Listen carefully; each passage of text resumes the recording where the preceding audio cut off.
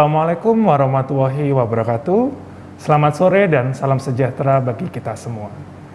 Bertemu lagi dengan Dr. Uner TV bersama saya Dr. Boy Timor dari Departemen Ilmu Kedokteran Fisik dan Rehabilitasi Fakultas Kedokteran Universitas Airlangga RSUD Dr. Sutomo. Pada program segmen Dokter Edukasi yang merupakan segmen dari Dr. Uner TV untuk kita memberikan informasi dan konten-konten terkait dengan isu-isu kesehatan di masyarakat, pada sore hari ini kita akan membahas topik yang sangat menarik dan sangat relate untuk kondisi kita saat ini, yaitu bagaimana menjaga badan kita untuk tetap segar, bugar selama mudik lebaran. Jangan lupa untuk selalu terus update di channel YouTube kami di Dr. Uner TV dengan cara subscribe, like, dan share. Dan jangan lupa follow akun Instagram kami di @drunertv dan tentunya official Fakultas Kedokteran Uner di @fk_uner. Baik, berbicara terkait dengan mudik. Mudik lebaran merupakan salah satu momen yang ditunggu-tunggu oleh masyarakat Indonesia, khususnya yang beragama muslim. Di mana selama 2 tahun ini pandemi COVID-19 telah menghimbau untuk masyarakat untuk menunda proses mudik lebaran. Namun, pada tahun ini pemerintah dan Satgas COVID-19 telah memperbolehkan kita untuk mudik lebaran. Tentunya momen yang luar biasa ini dinanti-nanti oleh masyarakat. Namun, aspek kesehatan dari mudik lebaran perlu kita perhatikan, di mana akan terjadi lonjakan dari pemudik atau masyarakat yang menggunakan moda transportasi umum maupun kendaraan pribadi. Kemudian juga mungkin kita akan bertemu dengan kemacetan di perjalanan atau isu-isu kesehatan lainnya. Sehingga kita dapat berdampak pada rasa pegal, rasa tidak nyaman pada tangan, pusing, mual, muntah, dan lain-lain. Oleh karena itu, sore hari ini akan kita bahas bersama dengan expert, yaitu Dr. Messi Andriana, dokter spesialis kedokteran fisik dan rehabilitasi konsultan. Beliau adalah Ketua Departemen dari Ilmu Kedokteran Fisik dan Rehabilitasi Fakultas Kedokteran Universitas Airlangga, Rumah Sakit Dr. Sutomo, Surabaya. Selamat sore, Dok. Selamat sore, Dr. Timor. Gimana kabarnya? Alhamdulillah baik, Dokter. Gimana, Dok? Iya, alhamdulillah. Persiapan Lebaran, Dok, ini? Iya, itu pada mau mudik ya. Mudik ya, Dok, ya. Kurang lebih 1 minggu lagi kita akan mempersiapkan mudik ya, Dok, ya. Iya. Oke, Dokter mudik, Dok. Saya mudik ya, Dok. Dr. Timor mudik, saya di sini saja. Oh, di sini. Baik, Dok. Berbicara terkait dengan mudik, karena momen ini pasti sudah dinanti-nanti oleh masyarakat Indonesia. Karena 2 tahun kemarin kita dihimbau untuk tidak mudik. Iya. Nah, mungkin kita perlu diingatkan kembali. Sebenarnya mudik itu tentunya pasti ada aspek kesehatan yang bisa terjadi, Dok. Kira-kira biasanya itu ketika kita mengalami perjalanan mudik dengan durasi yang panjang, jarak tempuh yang cukup jauh, kira-kira masalah kesehatan apa yang bisa muncul, Dokter? Ya, terima kasih Dr. Timur. Kita tahu bahwa perjalanan mudik itu kan kadang-kadang berdurasi panjang ya. Rasa duduk yang lama, akhirnya merasa kurang nyaman, kemudian juga mungkin berdesak-desakan, membawa barang-barang, kemudian panas, suasana tidak nyaman. Itu bisa mengganggu beberapa kondisi muskuloskeletal ya. Biasanya itu kalau kita duduk terlalu lama ya, rasa pegal, nyeri punggung terutama di daerah bawah itu yang sangat mengganggu. Apalagi kita berkendara misal lebih 3-4 jam. Saya rasa kalau dalam kemacetan mungkin bisa berjam-jam ya. Kemudian juga kalau berkendaraan itu juga membutuhkan konsentrasi yang tinggi sehingga gampang terjadi kekakuan pada bahu ya. Spasme pada bahu, pegal ya. Kemudian juga bila yang berkendaraan dengan sepeda motor itu sering terjadi kesemutan pada tangan ya, kesemutan pada tangan karena dia memegang itu rem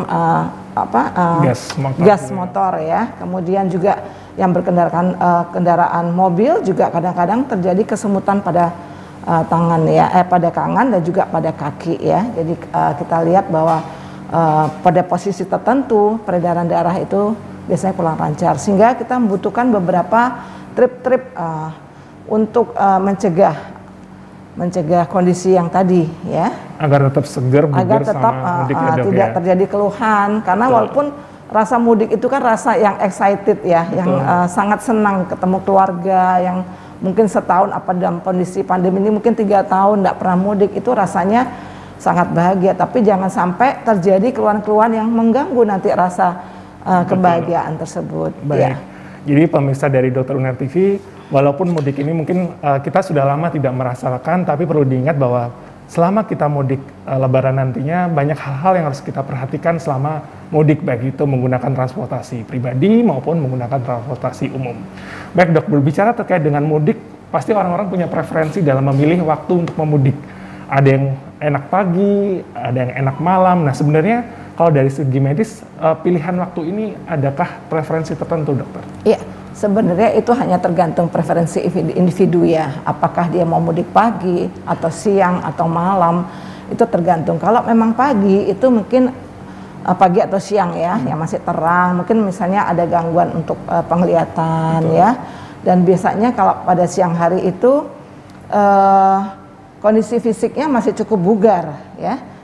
Apalagi kita sedang menjalankan ibadah puasa ya. Kalau kita Jumat itu besok masih puasa kan berarti kalau pada mudik itu masih dalam keadaan puasa. Namun perjalanan malam juga masih bisa dipertimbangkan. Misalnya tidak panas ya, lebih fleksibel, kita dapat makan dan minum.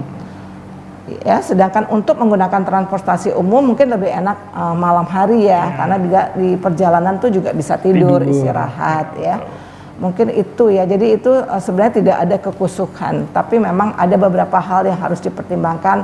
Misalnya pada kondisi pagi atau siang hari itu jangan sampai dehidrasi ya, panas, karena biasanya macet ya. Sedangkan malam tuh kadang lebih enak, cuacanya juga enak, maksudnya udaranya ya agak nggak terlalu panas ya. Betul. Dan bisa makan minum juga. Betul. Ya. Tapi kadang-kadang ngantuk juga bisa terjadi ya. Baik, dokter tadi sempat sudah disinggung bahwa kita kalau ke perjalanan siang hari itu panas, tentunya pasti akan beresiko dehidrasi, dok. Nah, apakah ada tips bagi pemirsa Dokter Uner TV ketika saya pengen perjalanannya itu pagi atau siang, tapi saya menghindari terjatuh pada dehidrasi, dok? Iya, prinsipnya adalah kita tetap minum ya. Minum itu sekitar 2 sampai 3 liter ya, untuk perharinya kebutuhan yang kita bisa bagi. Kita bisa bagi 2-3 liter itu dalam pada waktu kita berbuka puasa, pada waktu kita melakukan ibadah taraweh, pada waktu sahur ya.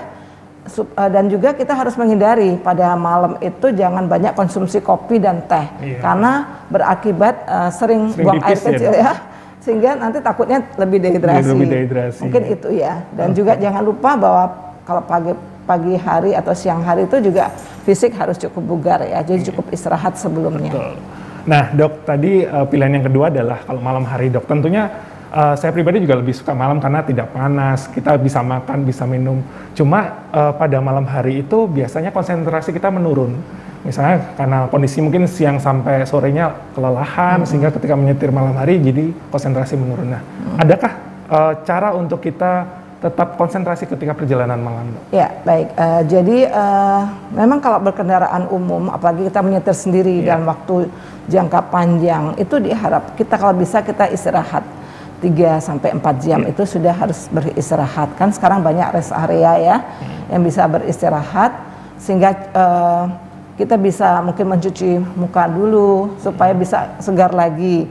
Dan juga jangan lupa kalau dalam berkendaraan mungkin apa yang bisa kita alihkan, fokuskan supaya tidak terlalu ngantuk ya, mungkin dengarkan musik ya, tapi musiknya jangan terlalu yang pelan-pelan nanti tambah ngantuk ya. Ngantar tidur nanti. Nah, pada waktu kita istirahat kita melakukan stretching ringan ya, cuci muka. Kalau kita mungkin tidur ya sudah tidurlah. Mungkin bisa setengah jam minggir di rest area, kita bisa tidur, kemudian 30 menit mungkin kita bisa melanjutkan lagi perjalanan. Jadi ingat bahwa kita tidak boleh mengendarai dalam kondisi ngantuk ya, kecelakaan sering terjadi, apalagi sekarang di jalan tol ya. Betul.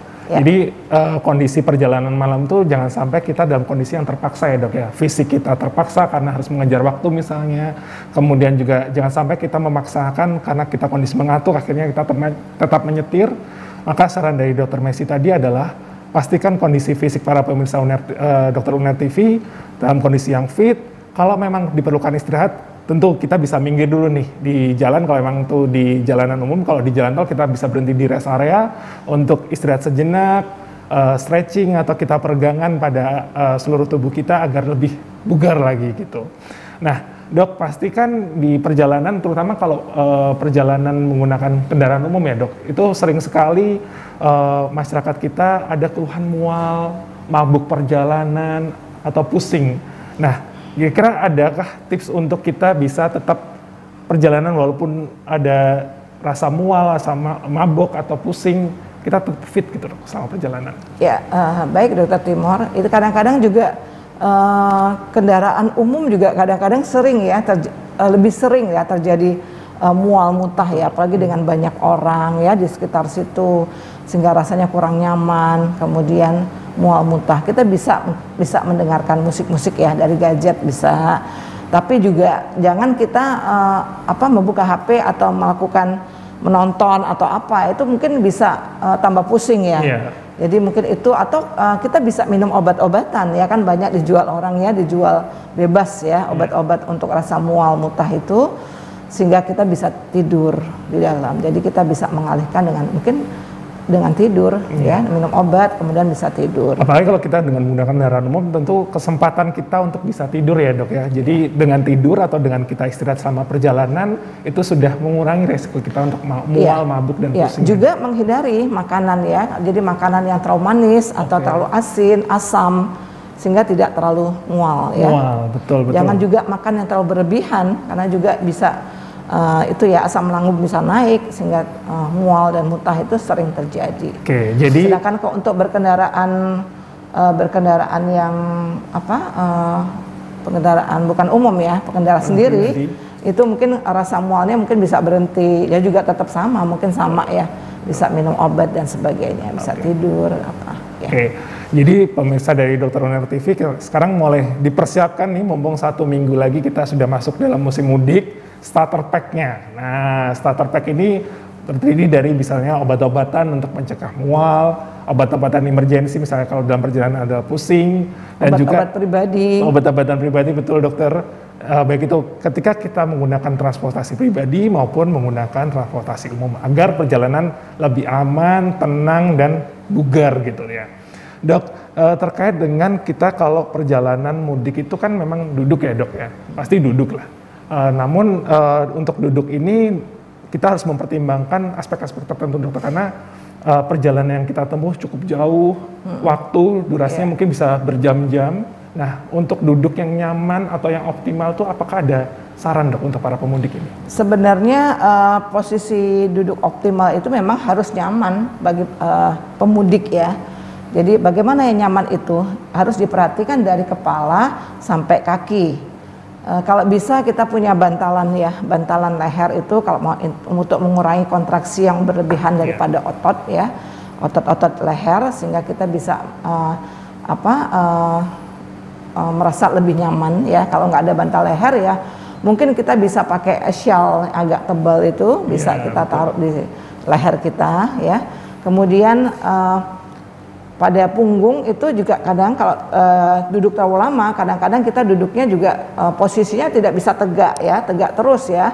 Yang posisi di mana adalah posisinya ergonomis ya, yang membutuhkan energi yang seminimal mungkin, tapi akhirnya posisinya bisa selonjor, kakinya ini delosor ke bawah ya. Sehingga kalau memang punya bantal kecil, taruhlah bantal itu di area punggung ya, dok, ya. Kemudian juga kalau memang kendaraan transportasi umum di kereta, bus kan sekarang ada reclining seat ya. Taruhlah posisi di 45 sampai 60. Ya. Kemudian juga kalau ada sandaran tangan itu lebih baik untuk menaruh tangan kita ya. Dan juga kaki juga gitu ya. Kalau ada sandaran kaki di kereta itu kan ada untuk sandaran untuk kaki ya, itu bisa kita pakai. Dan selain itu kita bisa melakukan stretching sedikit ya, atau kalau memang berhenti, kendaraan umum berhenti, kita bisa turun melakukan stretching sedikit ya, yang sederhana ya. Jadi posisi duduk itu sangat menentukan kenyamanan kita dalam proses mudik ya dok ya. Kita perlu perhatikan dari kepala, apakah ada sandaran kepala, kemudian leher kita bisa berikan bantuan agar enggak, kalau orang Jawa mungkin tengeng ya dok ya, tengeng atau spasme pada daerah otot-otot leher. Kemudian juga tadi dokter Messi sudah menyebutkan daerah punggung ini yang sangat rawan ya dok ya, karena posisi duduk itu kadang mungkin awalnya bisa tegak tapi lama-lama bisa delosor gitu. Nah, delosornya ini bisa menyebabkan rasa pegal atau rasa tidak nyaman dari daerah punggung. Tentunya bantalan di daerah punggung itu sangat bisa kita berikan untuk membantu atau mengurangi rasa pegal dari punggung tersebut. Kemudian tangan dan kaki juga perlu sandaran atau area untuk istirahat atau kita sebutnya dengan footrest atau armrest untuk bisa lebih rileks dari area-area tangan maupun kaki kita ya dok ya. Betul. Oke, dok tadi sempat dokter singgung terkait dengan peregangan dok. Pasti kan dalam perjalanan entah itu pakai kendaraan pribadi ataupun kendaraan umum, rasa kaku, rasa pegal ini pasti muncul lah. Sebenarnya peregangan tuh seberapa penting untuk kita perlukan dan kira-kira setiap berapa jam sekali kita harus melakukan peregangan? Ya, memang tidak ada waktu yang tertentu ya Dokter Timor, tapi memang sekitar 3-4 jam itu sudah mulai spasme pegel. 3-4 jam itu kita bisa melakukan peregangan otot. Misalnya kalau leher ke kanan, ke kiri, ke bawah, ke atas itu kemudian ditahan selama sekitar 12 detik itu bisa kita lakukan. Begitu juga dengan punggung, peregangan punggung itu mungkin kita bisa memiringkan punggung ya. Ini posisi ini ya, sebenarnya ada gambarnya ya, tapi mungkin agak sulit ditampilkan, tapi saya banyak kok kita bisa lihat sendiri peregangan punggung itu yang seperti apa. Kaki juga gitu, kaki juga kita bisa melakukan sirkulasi supaya tidak terjadi kesemutan, pegal. Kita bisa memutarkan pergelangan kaki kita ke atas ke bawah, kemudian berputar ya, sehingga sirkulasi vaskularisasi peredaran darah juga bagus di sana, sehingga tidak terjadi kesemutan ataupun rasa pegal yang berlebihan. Mungkin itu ya Dokter Timor. Jadi sebenarnya lebih baik kita melakukan pencegahan daripada sudah terjadi ya. Kalau sudah terjadi nanti mungkin efeknya berkepanjangan ya. Betul. Sehingga mudik tidak kebel keluarga tapi rasa sakit. Rasanya nanti pegel ya. semua dong sampai rumah badannya. Atau kampung halaman jadi pegel. Iya betul. Baik, tadi Dr. Messi sangat memberikan tips yang sangat penting bagi kita dalam melakukan perjalanan mudik nantinya. Perlu diperhatikan ya memang preferensi untuk melakukan stretching itu tidak ada ketentuan tertentu, tapi kurang lebih sekitar 3-4 jam kita bisa melakukan peregangan pada seluruh luas gerak sendi dalam tubuh kita, misalnya kepala, kita bisa melakukan peregangan ke arah menunduk, kemudian menengadah, toleh kanan, toleh kiri, atau mungkin gerakan berputar. Kemudian juga stretching atau peregangan juga kita bisa berikan pada daerah punggung, atau mungkin saat duduk pun bisa ya dok ya, stretching saat duduk ya seperti ini. Iya, secara duduk. Misal kita dalam pesawat itu kan untuk berdiri atau berjalan kan mungkin sungkan ya sama tetangga sebelahnya. Nah kita bisa stretching di tempat duduk saja ya dok ya. Sebenarnya kalau kita mudik ya atau memakai transportasi udara, di tempat itunya itu di depannya itu ada petunjuk untuk melakukan stretching. Ya ada untuk kaki, untuk tangan, untuk leher, untuk punggung. Jadi sudah ada, sebetulnya kita bisa lihat aja di situ sudah ada, sudah dipertimbangkan untuk melakukan stretching. Betul. Jadi kecuali kalau kita memang perjalanan jauh sekali ya dengan transportasi udara itu memang kita bisa jalan ke belakang melakukan stretching ya. Tapi kalau hanya beberapa jam kita bisa duduk aja posisi duduk. Ini mungkin yang penerbangan 1 jam atau 2 jam kita bisa di tempat duduk saja ya dok ya. Tapi kalau perjalanan mungkin dari ujung timur Indonesia ke barat gitu, nah itu harus berpikir untuk kita benar-benar bisa berdiri atau berjalan sebentar untuk kita melakukan peregangan. Baik dok, terkait dengan peregangan ini kira-kira apakah ada teknik-teknik khusus dok sebenarnya untuk melakukan peregangan? Baik itu untuk daerah kepala, kemudian tangan, kemudian punggung yang memang sering sekali dialami oleh para pemudik ini. Sebenarnya teknik-teknik khusus nggak ada ya, kita bisa melakukan aja. Kadang-kadang kita secara otomatis kita bisa tahu, oh pegalnya di sini, kita melakukan apa, kita bisa melakukan sendiri ke daerah mana yang rasanya nggak enak. Misalnya kalau kita melakukan stretching leher, kita bisa misalnya begini kan, memiringkan, kemudian ditahan, itu juga kita sudah merasakan adanya peregangan daripada leher. Begitu juga tangan ya, pengemudi kendaraan umum kan juga sering terjadi, misalnya pakai sepeda motor yang sering ya, itu juga bisa melakukan peregangan pada tangannya ya, memutarkan, melakukan peregangan supaya tidak terjadi penekanan di sini ya, saraf medianus, sehingga terjadi carpal tunnel ya istilahnya, atau rasa kayaknya kok geringingan sini ya, nggak enak gitu ya, rasa tebal gitu ya. Sehingga harus dikibas-kibaskan dulu baru lebih enak. Itu bisa kita hindari ya. Nah dok, berbicara terkait dengan tadi yang tanda-tanda seperti itu, apakah ada kewaspadaan dini dok sebelum kita sampai terjadi pada proses spasme atau tadi salah satunya ada carpal tunnel syndrome? Apakah tanda-tanda yang bisa kita waspadai sebelum sampai terjadi jatuh pada kondisi yang seperti itu? Ya, sebenarnya memang kondisi spasma itu terjadi pada posisi yang lama ya, pada satu posisi kita tertentu yang agak lama. Jadi pada waktu kita minimal lah 3 jam itu kita bisa melakukan stretching. Sama juga dengan berkendaraan dengan sepeda motor, kita kan kadang-kadang butuh untuk berhenti ya, ke kamar mandi, toilet umum, kita bisa melakukan peregangan-peregangan di situ. Betul. Ya.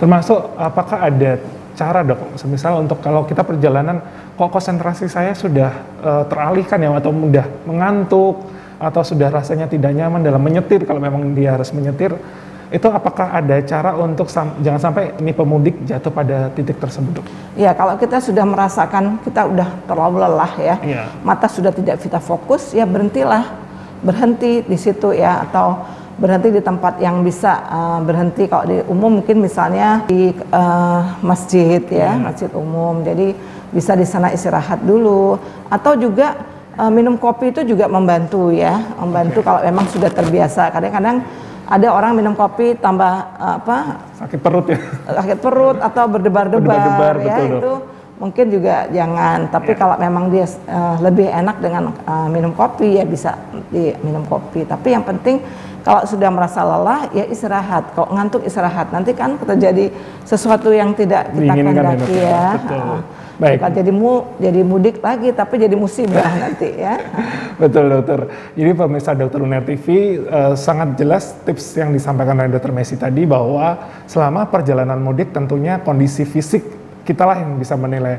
Jangan sampai fokus kita jadi terganggu, konsentrasi kita sudah tidak bisa dalam kondisi yang sangat penuh untuk menyetir misalnya kalau memang kita mengendarai kendaraan pribadi, atau mungkin sudah merasa pegal-pegal dari leher, tangan atau kaki. Itu tentunya kita harus meluangkan sedikit waktu dalam perjalanan mudik kita untuk melakukan peregangan, istirahat sejenak. Kalau memang perlu ada makan atau minuman ringan seperti yang Dokter Messi bilang, mungkin minum kopi untuk menghindari ngantuk ya dok ya, seperti itu. Baik dok, tentunya untuk mudik ini kan juga pilihan transportasinya sangat beragam ya dok, mulai dari perjalanan darat, laut hingga udara. Nah, apakah ada tips atau kiat-kiat khusus dokter untuk kita dalam setiap moda transportasi ini dok? Hal ini tentu dikondisikan dengan kondisi masing-masing ya, finansialnya ya, kemudian dari kondisi finansial, kebugaran, dan juga preferensi kendaraan yang diinginkan. Masing-masing transportasi itu memiliki kelebihan dan kekurangannya ya, dari waktu yang dibutuhkan, kenyamanan hingga biayanya. Sehingga tripnya adalah hindari membawa barang berlebihan kalau waktu kita mudik. Dan juga yang satu yang penting adalah berpakaian. Ya, pakaianlah yang nyaman. Kadang-kadang mudik itu berpakaian karena mau lebaran, berpakaianlah yang bagus-bagus ya, yang tapi tidak nyaman, sehingga dipilihlah harusnya bajunya yang longgar, katun, sepatunya juga yang nyaman ya, sehingga kita berkendaraan atau pergi itu dengan tidak terlalu terbebani ya.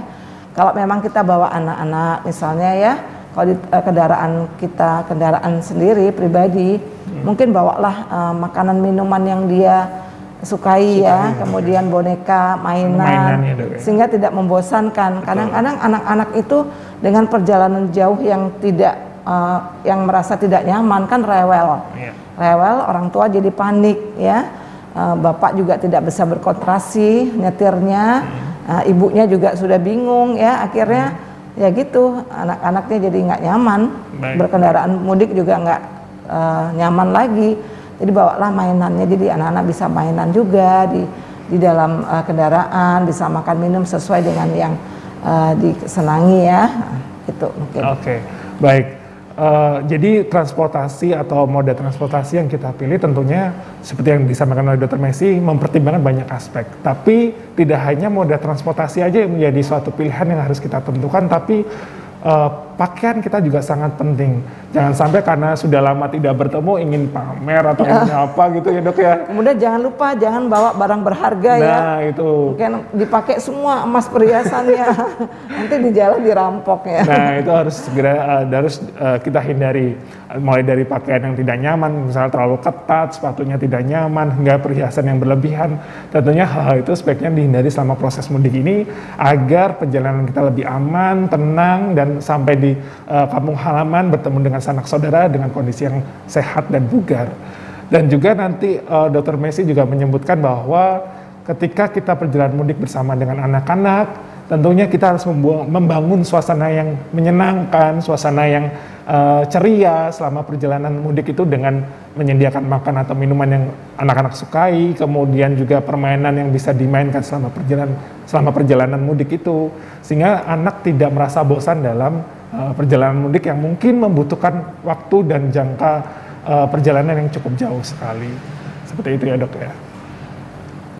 Baik pemirsa Dr. Unair TV, banyak hal yang sudah kita bahas terkait dengan bagaimana tetap segar dan bugar selama mudik bersama Dr. Messi Andriana, spesialis kedokteran fisik dan rehabilitasi konsultan, terkait dengan tentunya menjaga kondisi fisik yang fit dan juga selama perjalanan akan tetap segar dan bugar. Beliau telah menyebutkan bahwa gerakan-gerakan peregangan perlu dilakukan sekitar 3-4 jam selama perjalanan, atau sekiranya dari para pemirsa sudah merasa tidak nyaman atau rasa pegal, rasa seperti kaku pada daerah tertentu, maka perlu dilakukan peregangan saat itu juga.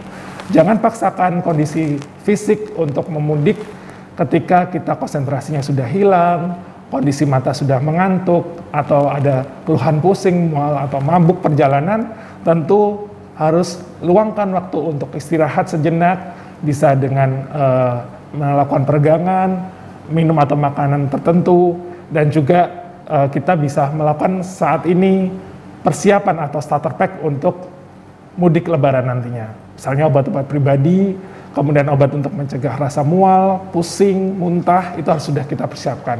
Tentunya juga persiapan seperti persiapan kendaraan, persiapan keluarga, dan lain-lain. Tips-tips yang menarik ini perlu pemirsa Dr. Unair TV bisa aplikasikan nantinya. 1 minggu lagi kita sudah masuk dalam proses mudik. Kita bisa persiapkan mulai dari sekarang sehingga nanti pada perjalanan mudik bisa tetap sehat, bugar, dan segar, dan bertemu sanak saudara dalam kondisi yang sehat dan menyenangkan semuanya. Baik pemirsa Dr. Unair TV, demikianlah segmen dari Dokter Edukasi terkait dengan tetap sehat, bugar, dan segar selama mudik lebaran. Dan jangan sampai ketinggalan pada segmen Dokter Edukasi selanjutnya, yaitu pada hari Jumat tanggal 29 April 2022 pukul yang sama 15.00 sampai 16.00 di channel dari Dr. Unair TV yang akan membahas terkait cegah badan makin lebar selama lebaran setelah hari raya lebaran. Tentunya ini sangat menyambungkan dengan topik kita sekarang ya dok ya. Nanti di pulang kampung kita akan terlalu banyak, jadinya kondisinya makin lebar. Makan yang banyak kan setelah berpuasa 30 hari. Nah, betul. Puas-puas makan jadi akhirnya melebar. Melebar dok. Nah, segmen yang sangat menarik jangan sampai ketinggalan di Jumat tanggal 29 April 2022. Sekian dokter, terima kasih Dr. Messi atas sharing informasinya yang sangat luar biasa. Sehat selalu dokter dan selamat bertemu dengan keluarga nantinya dok ya. Selamat mudik Dr. Timor dan juga para pemirsa. Jangan lupa tetap sehat dan bugar selama mudik. Baik, terima kasih Dr. Messi dan pemirsa Dr. Unair TV. Jangan lupa untuk selalu tonton dari channel Dr. Unair TV melalui YouTube di Dr. Unair TV. Like, subscribe, dan share selalu apapun konten yang di-share oleh Dr. Unair TV. Dan jangan lupa selalu follow dari akun Dr. Unair TV di @drunairtv dan official akun Instagram dari Fakultas Kedokteran Unair di @fk_unair. Saya Dr. Boy Timor, pamit undur diri. Sekian, selamat sore dan wassalamualaikum warahmatullahi wabarakatuh.